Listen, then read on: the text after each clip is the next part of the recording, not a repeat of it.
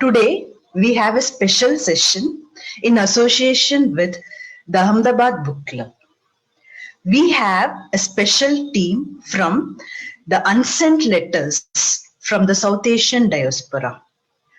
I would like to welcome Ms. Shweta Singh.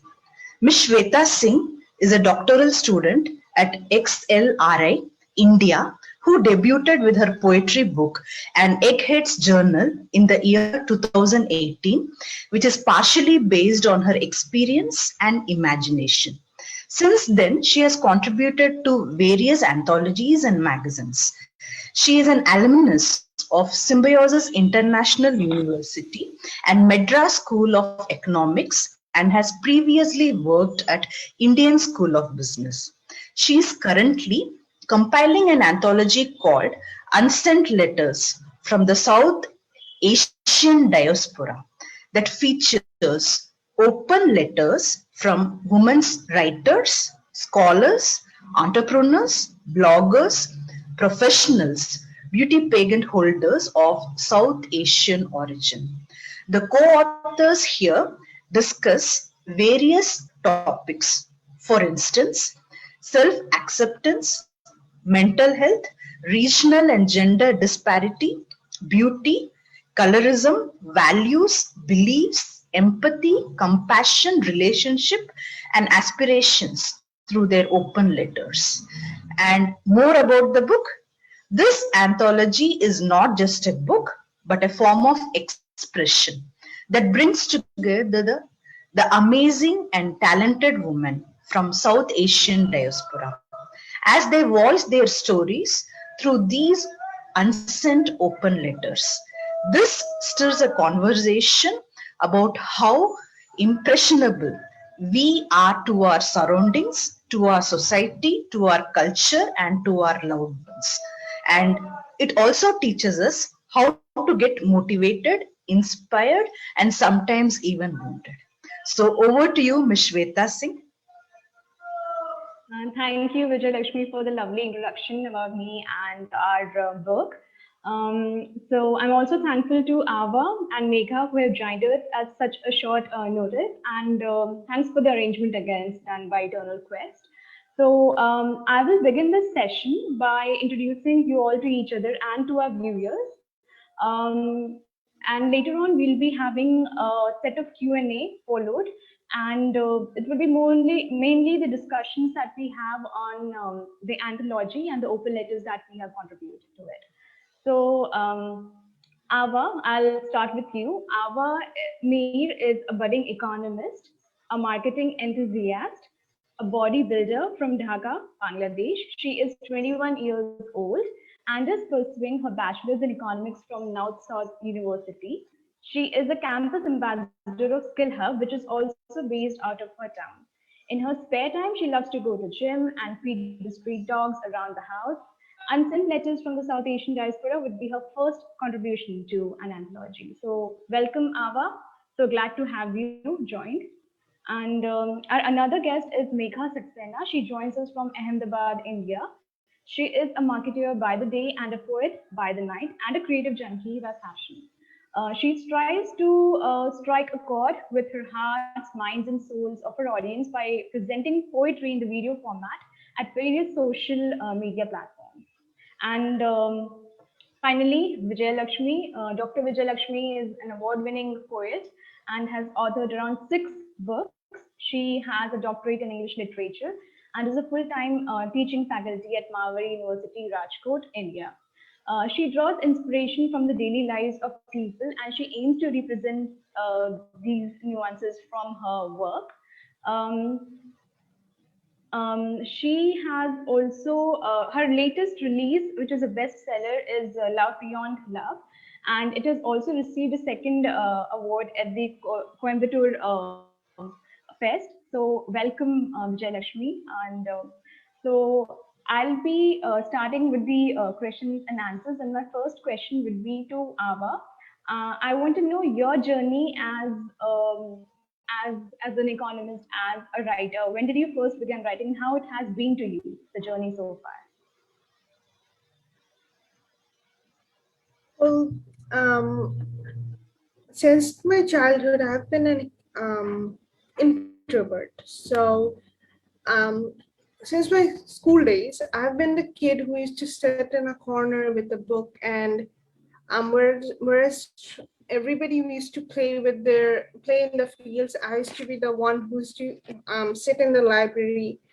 And I remember my teacher saying that, how many more books will you read? And I used to look at her and smile and say that books are my best friend, and I don't see myself being me without my books. So as I grew up, writing became a way of expressing myself um, through my words without talking too much. And I believe in writing in a way that my readers understand. And I write for my readers. And as for economics, um, I don't think I would have been me without economics, and I would have studied if I wasn't studying Economics. That's it, I guess. Oh, That's it great. from me. Great. So Megha, please tell us about yourself. When did you start writing poetry and what inspired it to you? Sure. So, first of all, glad to be a part of this session. And writing to me has come quite naturally because I had been writing since I was a kid. I used to write down my thoughts on the back of my notebook. Like each notebook would have some or the other thing written at the back.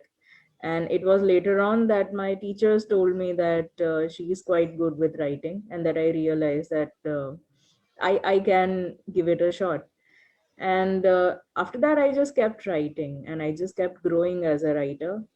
And then during quarantine, I finally started my poetry channel, and there I started uploading poetries in video format. So yes, that's how I came across Shweta as well, and now I'm meeting you guys. So I'm glad about the journey so far. Great. And Vijay Lakshmi, tell us about yourself. When did you first write your first story, and how did it all began? Yeah, I actually wrote my first poem at the age of 16. And like during at that point of time, like there were various questions in my mind, and it kept, it bothered me a lot, like especially the question, who am I? And what is my place in this universe? So, in my first book, that is Quest for God, and in the poetry collection, that is Poems on the Eternal God, I have like sort of tried to find answers to these. But you see, all these are complex questions. There is no one simple answer or one correct answer. There are only open ended answers, and there are numerous set of possibilities too. So this search for finding an answer, that is finding an answer for your soul search, it remained in vain, because like no one can describe those experiences, as words would not be enough to describe them. And this experience, it has to be felt only in silence, and in only in silence that he or she realizes the truth. And this truth is nothing but the inner potential to be achieved that everyone is capable of. So poetry is always dear to me, and I have the imagination and the coherent flow of thoughts and different variants of experience which is expressed in my book. And I also wanted to speak my heart out on various aspects of life. And I feel that life is so beautiful, and life is a gift, and to paint life in its authenticity is a wonderful feeling. So that's how I came up with a collection that is of poetry, that is Love Beyond Love. So in life, in continuum of life, everything was lost. So I just want to quote, uh, the interference of mind and matter, the interference of mind and matter attracts the singularity of the universe. Everything was lost. The love, the bonding, and even the separation of life and death. So here there is the sort of mirror image and the theme of binary opposites. So which ignites our soul onto the quest for the infinity. So this is how I started my literary career. That's so well put. That's really amazing. Thank you. So my next question is about the discussions on the open letters that have been sent for this particular anthology. So, my first question is again to Ava. You have sent two of the open letters. The one which is addressed to the Brown Society at large, and the other one is a letter which is dedicated to your own self. And both of them basically is about your it's about the choices you make as a growing girl in the society and the reaction of people around you about that. So would you like to elaborate more on what went through your mind when you were writing these letters? Ava, you're on mute. Well, the first letter was addressed to the Brown Society, which kind of reflects the subtle problems we face as brown women or brown girls or as a female individual in the Brown Society. Since these problems are not necessarily bad, I would say, which our parents or our elderly generations might tell us, but as for the new generation, some of the things might seem a bit problematic to us. So I kind of tried to portray those problems in a way that people in general, no matter what the age or what color they are from, might understand that what we as brown women face on a daily basis. And as for the second letter, it's a bit more personal. It's more like I wrote my personal experience as a brown girl and what I, as Ava, faced in my life. And it's my journey and what makes me me. And I hope that people will relate to that because I am, at the end of the day, just another brown girl. And my experiences might be very similar. And that might make my journey a bit more relatable. And there might be many people out there who might relate and feel a bit better about themselves. And that's all I aimed for while writing my letters. That's amazing. Okay, Megha, you have written about modern dating. And there are many times that we had this conversation offline as well, where I don't agree with all your views and opinions about it. But still, there's this question that, there's so much of cynicism involved, and people are really not able to trust with full heart in any relationship or in love. So, how do you remove that cynicism, and what is your thinking about modern dating? Tell me more on that. Sure. So my first letter in this book is about modern dating, and since not just for brown women but even for everyone in general, men or women, uh, alike, dating has become, especially for millennials, since there are so many options, it has become a very tricky place to be in. So I would just like to read out a poem and then I would like to elaborate a little more on my letter. Of course, this poem is not a part of that letter. It's just something that I had written a while back. So I thought it would really resonate with my thoughts. And yes, as far as dating is concerned, I personally have felt, and a lot of my friends and a lot of the people whom I have had the chance to talk to have felt a dilemma. So sometimes they feel that it's such a wonderful, such a beautiful place to be in, and sometimes they feel that oh, it's so depressing, or it's so tricky to be there. So I would just read out this poem. The name of this poem is Playfield of Love. So I entered the playfield of love, witnessed humans like many a dove, flapping their silken wings to display their worth. Some found an army of suitors, while some found dearth. Here, happily ever after has scattered hue and tone, modern monogamy or prehistoric polygamy, to each their own. Divorced thrice, single and wise, and two people with lifelong ties. Love happens once for some, and for some, it's reborn each time it dies. The concept of love expands as many look for pleasure and fun, while there are still some who desire to be intertwined with only a special one. As I ramble amidst the playfield of love, with all the love that I long, I start to see love as limitless, beyond the musings of what's right and what's wrong. So, like the poem encapsulates my thought that it's a tricky place, yes, of course, but then the definitions of love are changing. Love, in a way, is expanding according to how I see it. So I think we should try to find, instead of just rushing into something or instead of pre-deciding something, we should try to find happiness in the present moment, because the past is gone, we cannot change anything about it. The future is something which we cannot control. The present is the only thing that we have.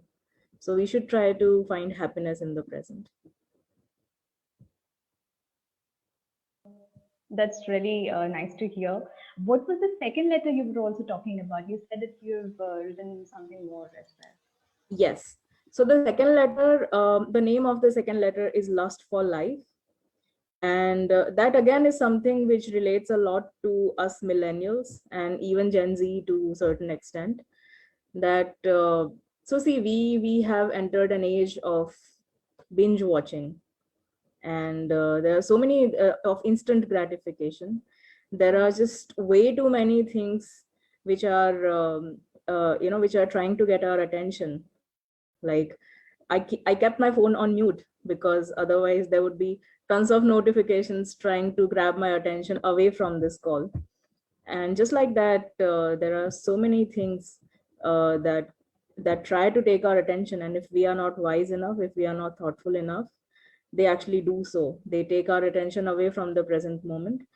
And then after a week, after a year, we realize that we haven't really achieved achieved our goals, or we haven't really gone a long mile towards the path of our goals. So lust for life is something which is understanding that how time is important for us, how we can live in the moment, and how we can achieve what we wish to achieve, and how to keep distractions away.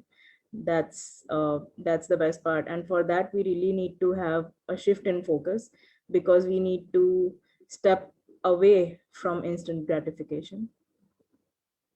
So yeah, that's the two letters that I've written. One is Lust for Life and another is Modern Dating. And I think these two issues are very much uh, prevalent, and these two issues need to be talked about. So yes. Thanks so much for the input. And I think a lot of the readers, when they read through, they'll get some idea how to go about with both of the issues that we face. Vijay Lakshmi, I want to ask you about your writing piece. You have also written about love, and but your definition of love is not something which is the regular one. And you have also tried to understand it in a more philosophical and a spiritual manner. So could you elaborate more on that? Like what went through your mind when you were writing it? Yeah, definitely. So for me, like love can be considered as the other side of spirituality, which remains as a question forever. And actually, we are in search of our true nature. So, are we able to find? Is the real question. So, is it just the consciousness, or is there a biophenomena attached to it? So, I feel that the Almighty is always waiting for our love when all other forms of love are extinguished forever. So, here we have a sort of quest for love or a thirst for love, which quenches only after the love beyond the love of the divine is realized. And choosing a spiritual path and looking deep within is an option for everyone, but only a few choose to attain it. For it, you have to have the alignment of the body, mind, and the soul. The body, mind, and the soul, it has to come into unison. And when you see beyond the screen of Maya, or what you called illusion, you will realize what is dream and what is reality. So, thus, knowing is being. And love can be expressed in various ways. So, initially, you have to love yourself because being born as a human being is the greatest gift. So, we have to utilize each and every second. We have to be thankful, we have to be grateful that we are breathing in this planet Earth, and we are fortunate enough to realize God or to realize our higher consciousness. Because in this birth and in the present moment, we can achieve a lot of things. And through it, we can change the past and also the future. You have love for the divine, you have love for your partner, your son or daughter, mom, dad, nature, higher force, and everything all around you is love. And love is the force around which the nature revolves. And without love, the universe cannot exist. And actually, it doesn't function properly, also. And so it's just like what you say, the love beyond love of the transcendental and the temporal. So that's why it is like love beyond love. And coming to the anthology, I have written two poems on love and one on what if. So here, love is considered to be a sort of relationship with the soul and with the divine. I am inspired by the poetry of Rumi, like the great mystic poet says, like a shadow, I exist and I do not exist. So it is all about the positive affirmations in our mind. So if you think you exist, you exist. And if you think I don't exist, you don't exist. So life is all about balancing all those positive attitudes and neglecting or removing the negativity from the life. So for this, spirituality is very essential. And the second poetry that I have written in the particular in this anthology is about what if. So, what if nature ended? Or what if God was just a truth? Or what if love was just a passion which is never ending? So, it's like sort of open ended questions. And my favorite one, which is very close to my heart, is Musings of the Soul. So, I would like to just read the poem. The musings of the human soul. The musings of the human soul. The fragmented heart, divided from the body, is not mine anymore. The vision of the future and the probability of the past is not mine anymore. The scribblings of the letters, the calligraphy of sentences is not mine anymore. The breath of my existence, the pumpings of the heart is not mine anymore. The pangs of separation, the pain of being together is not mine anymore. The vicious circle of entanglement and the straight line of detachment is not mine anymore. For my life belongs to you. For my life belongs to you, even in the abyss of death. So here it is about contemplating on the notions of life, and I would not say death, but life and the continuum of life. So here we have a sort of binary opposites, because human being and the universe is entirely made of this. You have light, you have darkness, you have positivity, you have negativity, and you have the straight line, you have the circle. So all these binary opposites put together at one point of time, a human being is capable of realizing that nothingness, or what you call the void state of the universe. From that point of time, the pain and the pleasure, the happiness and the sadness will be seen. And you will embrace the divine truth or the supreme consciousness. So this is all about my poems that I have contributed to the anthology.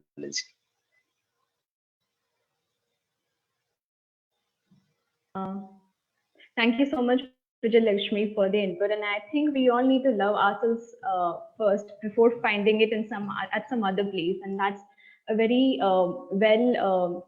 put idea, and we need to work on that. And also your idea about life and what it should be for people and for us and as human beings, because it's a gift which has been given to us, and we need to work on that. So that's quite inspiring to hear. Thank you so much for the contribution. I have also put two of my ideas in the open letter. So my first open letter is basically about trusting our instincts.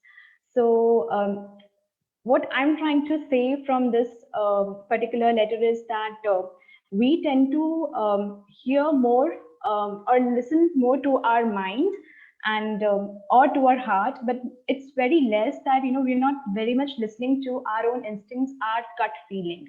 So many times when you put a lot of your mind into the work, it leads to overthinking. And also when we are actually following our heart, it's not wrong to do that, but many times you might get carried away by certain emotions.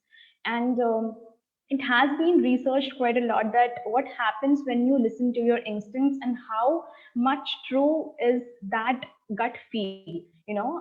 So it has been seen that quite a time, I mean, it's not easy for us as individuals to really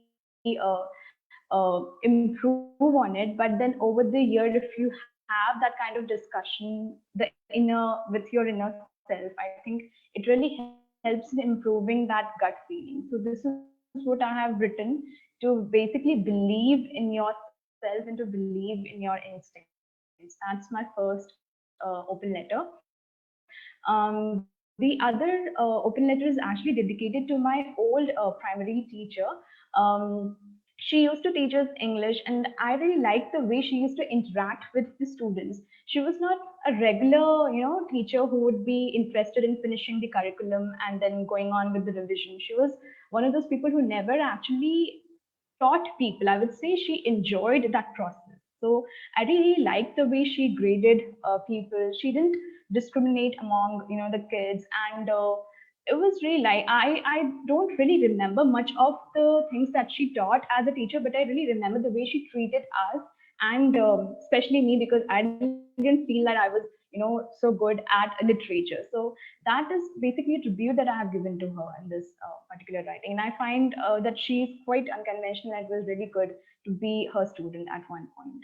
So these are my two entries to this particular anthology. And so moving on to the next question that I will ask all of you. Can you tell me one thing that you love and embrace about your culture?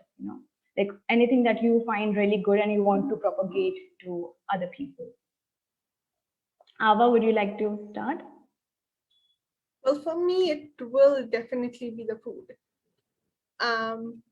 As a bodybuilder, I kind of stay on a very strict routine, but Yeah. I'm a big foodie. So whenever I get a chance, I kind of go to like different restaurants, I try to go to the local stores, because I kind of feel that local people cooks the best, first of all, and then food, those food kind of help you to connect with your culture more, be it Bengali food or be it any other South Asian cuisine.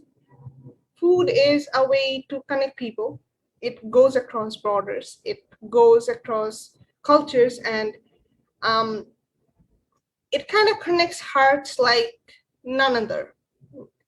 It like if I talk about Bangladeshi cuisine, each of the districts here have a different kind of cuisine, and when you eat the food, you'll kind of realize the people and their thought process. And another thing I would like to add is I believe food kind of helps me write.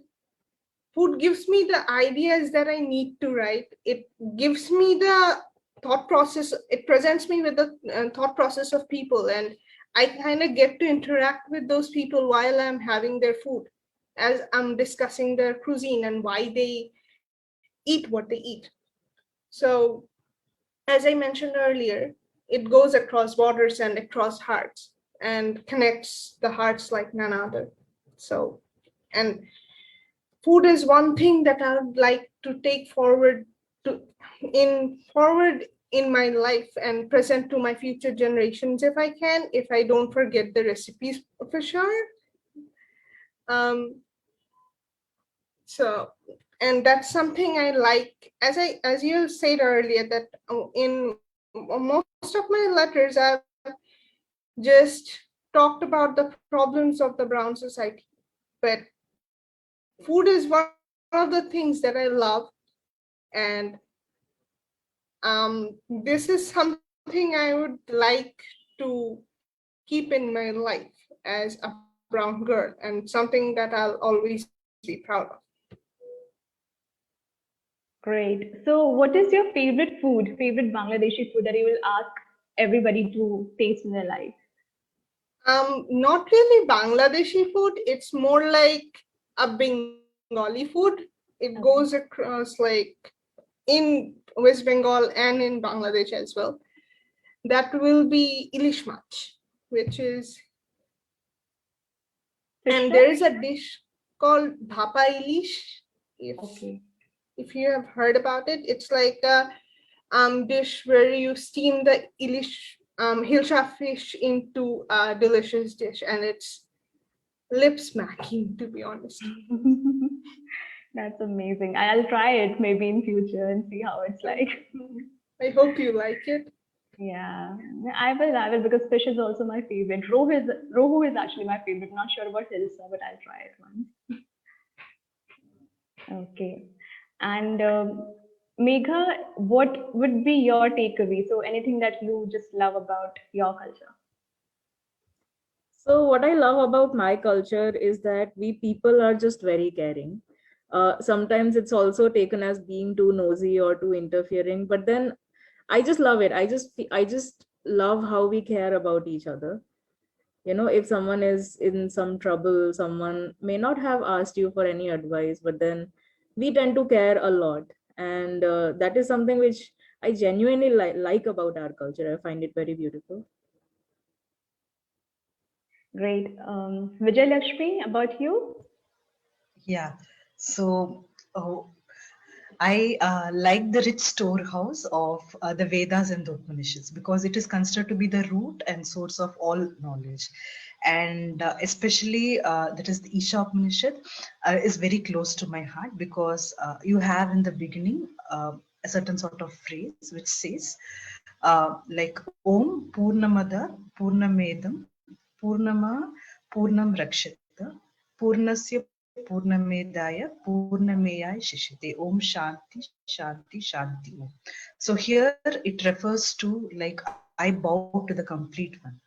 And I'm also captivated by the life of Buddha, wherein he speaks about Om Mani Padme Hum, which is an answer to all the questions that life throws at us and challenges us. So these are the two aspects. Great.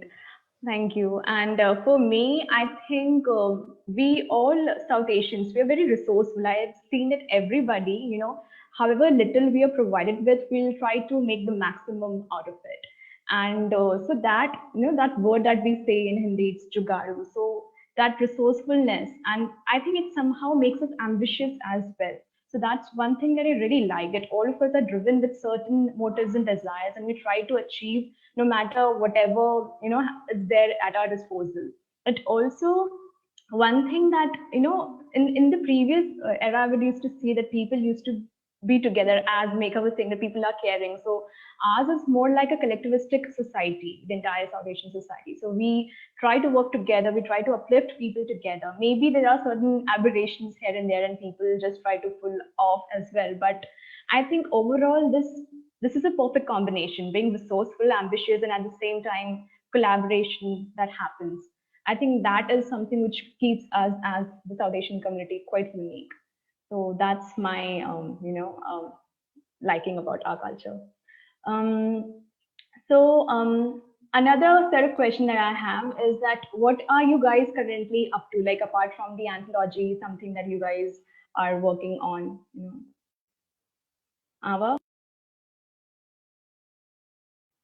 Well, recently there's a club in my university which is called the North-South University's Young Economist Forum.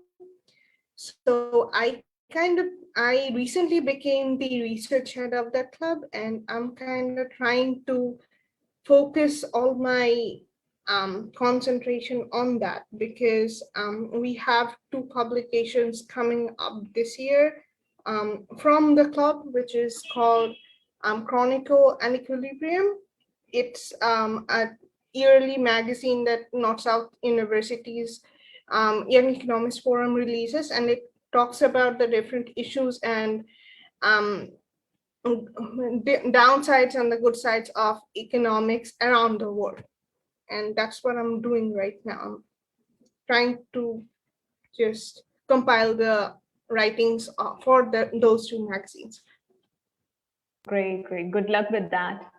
Thank you. Megha, how about you? So I have quite a few things ongoing and quite a few things that I'm working on. So like I shared that I also work in marketing, just like Ava. So I am getting into the deeper core of the marketing. There's much more research involved in it. There's much more planning and intuitive thinking involved in it. So I'm doing that. Then recently I also purchased my first apartment. So kind of I these days I just do a lot of financial planning. So that's another thing. And apart from the book, I've also been working on some songs. So I got my first song released as a lyricist, and there are a couple of more songs which are in the making right now. And yeah, I have been trying a little bit of powerlifting these days. So yeah, those things are going on. That's amazing. Congratulations on your house, and I hope all your songs do amazing. Thank you. Vijay Lakshmi, what do you have? So I'm working on a book of poems and also a self-help book, which is based on spirituality. And I am also thinking of writing a novel on time and space, with these notions just being attributes of life. Good luck with your novels. So, okay, so my last question would be to all of you. Shweta, but you didn't answer the question. Okay, for me, because there's not much that I'm doing right now. I just have to focus on this particular book. I am thinking of, this is actually going in the process of editing, and there'll be other, publishing and other marketing things that will be involved with the book. So unless and until this book is not launched, I won't be putting my hand in anything else. I'm also working on, my term papers that are pretty due. So I'm pretty busy with all those works. Once they are done, I think I want to continue on the creative space. I want to work on that. And I don't care if time limits me. It's something which I really enjoy doing. So maybe in the future I'll come up with such collaborations more. I want to have a participation of other set of women on traveling, because I think solo traveling or group traveling is something which is not done much, right? I mean, it's quite something which needs a lot of, especially if you're a woman, it requires a lot of safety. At least in our country, I can speak that. So I want these travelers to discuss their issues, if not issues, their experiences, how it has been like for them to travel. So that's something that that I intend to do in future, to involve a lot of travelers and writers and write about their writing experiences or traveling experiences. So yeah, that's So you can my include me in the solo traveling bit. yeah, sure, solo, group, anything. That's definitely there. All right. So, okay. So my last question is to all of you. It's not a question, basically any message that you want to give to the viewers. Something that you haven't discussed as of now.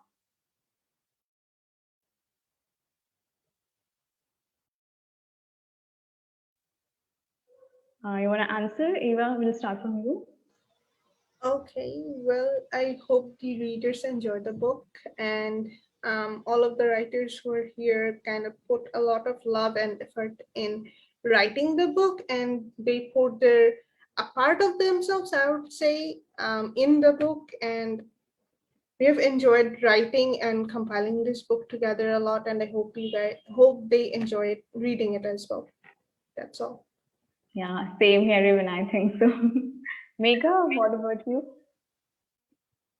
So yeah, likewise, this book is going to be a potpourri of so many interesting topics which would make you think, topics which would make you laugh, topics which you would find to be very close to your heart.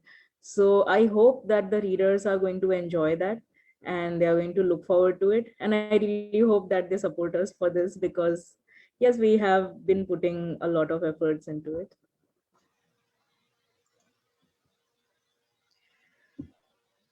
Yeah, Vijay Lakshmi. Yeah, so the message that I would like to give is like, never lose hope and never give up, because belief and trust, these are two things which keeps the life moving. And if these combined with faith, it can move mountains and it can perform miracles in life. Well said, well said. I hope we all are able to have that thing and still faith and go ahead with our lives. Yeah. So So, it was Shweta, what amazing. is your message that you want to give? My message would be to have strength to be kind and gentle to people around. I think a lot of us really don't understand the struggles of other people. So, and also, being authentic, being very honest with your intentions. I think that's something which is really needed.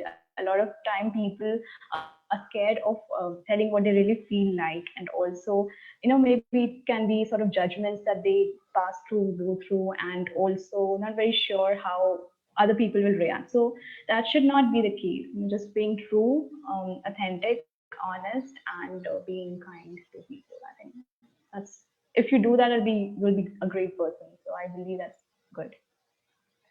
Yeah. Yeah. So So, I yeah. yeah, I think we're almost done with the questions.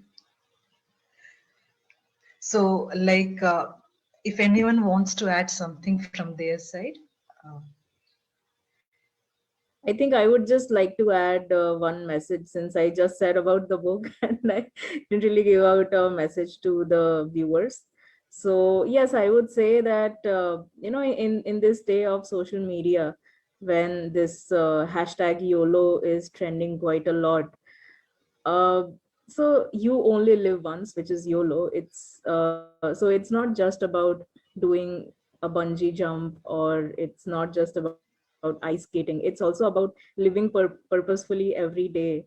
So in the second letter, Lust for Life, like I've written that time is the currency of life. So you only live once is not just about once in a while going and doing something crazy. Yes, it is about that too, but then it's also about how you are spending each day, how you are investing your time mindfully. because ultimately it's all investment and return on investment. So yeah, you need to invest wisely.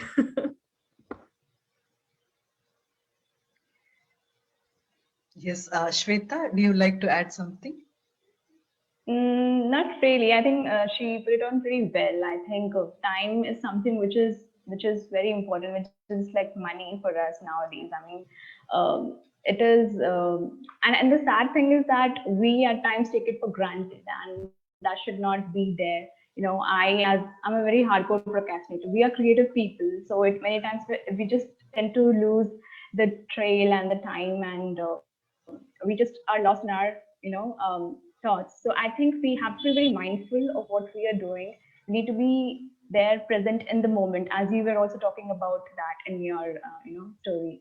So yeah, being very mindful and just being good to people. That's something I would like to add. Yeah. Yes, Ava, Mir, you have something to add? As Meghadi said, that life is not just about that bungee jump, it's also about doing something great for other people, being compassionate. And that's something I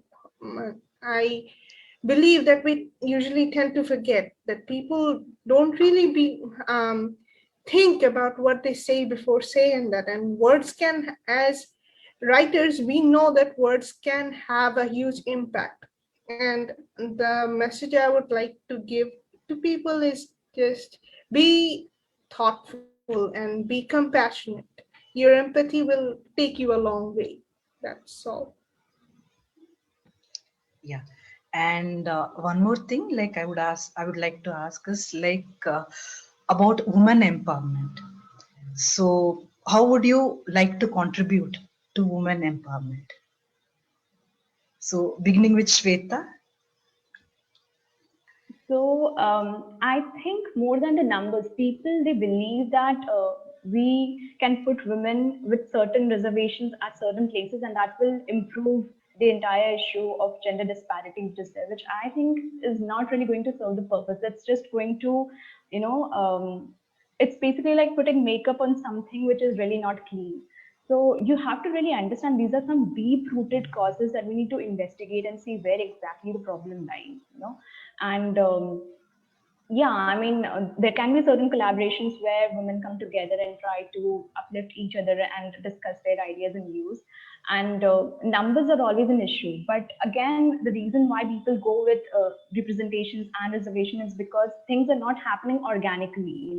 Organically, we don't have a lot of women representation.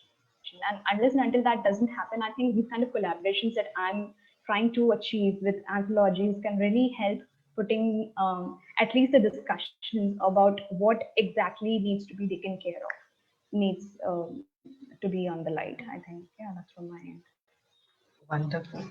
And Mega Saxena.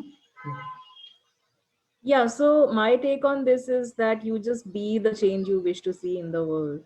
So, your purpose of life shouldn't be to be better than someone. It should be to be the best version of your own self.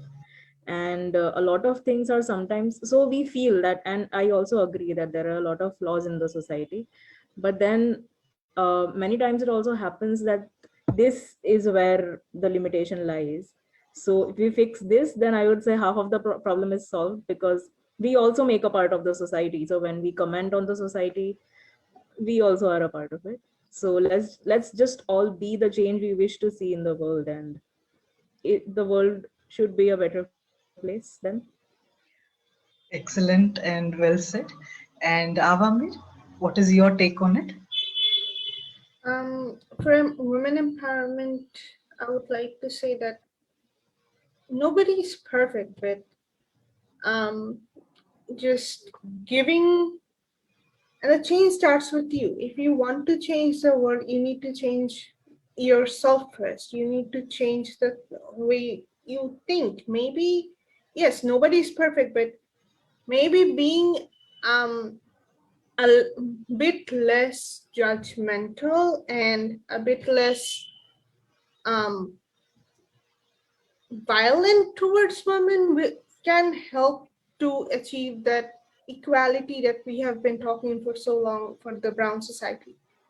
And yes, that will come, but we need to start with us. That's the thing. So, I would also like to add something to it, that the question is not who is going to let me. The question is who is going to stop me. So many times we try to play by the rules. Many times we try to walk in the straight line, but then you don't need to. Of course, I'm not saying that you go extremely violent and disrespectful towards people. Like, at least don't break that rule.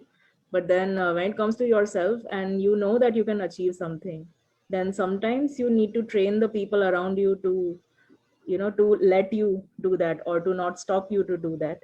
And once you achieve it, people will also realize that it was not right to stop you in the first place. So we as women should also, without asking or without even seeking validation or approval from someone, you just go ahead and do it. yeah. So thank you, everyone. We had a wonderful and exciting, we can say a motivating session also. So thank you, Ms. Shweta Singh. Thank you, Ms. Avamir, and thank you, Ms. Megha Saxena.